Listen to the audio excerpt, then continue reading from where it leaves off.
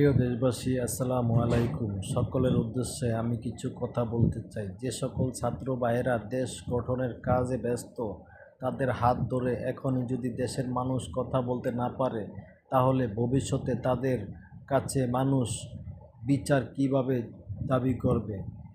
একজন লোকের হাত ধরে আমি কথা বলতে গেলে সেই স্টুডেন্ট লোক আমাকে ধাক্কা দিয়ে ফেলে দেয়। ফেলে দেওয়ার পরে তাকে বলা হয়, আপনার গায়ে আমি হাত দিয়েছি অথবা হাত ধরেছি, এটা কি আমার অপরাধ? উনি বলে, হ্যাঁ আপনার অপরাধ, আপনি আমার গায়ে হাত দিয়েছেন অথবা হাত ধরেছেন, আমার রিকোয়েস্ট করেছেন যে কোনো ব্যাপারে, কিন্তু আপনি আমার কাছ থেকে পারমিশন নিয়েছেন। তাহলে আপনাদের আমাদের বোঝা উচিত, তারা এখনও কোনো রাজনৈতিক দল হিসাবে ক্ষমতায় আসে নাই, দেশ গঠন করার ক্ষমতা পায় নাই।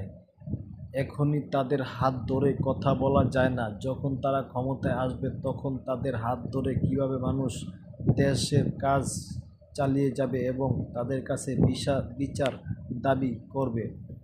তাহলে দেশের সকল মানুষের ভাবা উচিত, তারা এখনই মানুষের অত্যাচার জুলুম শুরু করে দিয়েছে। মানুষের কথা শুনতে চায় না, তারা মানুষের কথা শুনতে নারাজ, তারা যেটি বলবে সেটিই করবে। এজন্য আমি বলতে চাই, আপনাদের আগে ভাবা উচিত যে আপনারা এদেশের মানুষ ছাড়া, দেশের জনগণ ছাড়া কখনো ক্ষমতায় আসতে পারবেন না। তাই দেশের জনগণকে সাথে রেখে কাজ করেন, তাহলে আপনারা সফলতা অর্জন করতে পারবেন।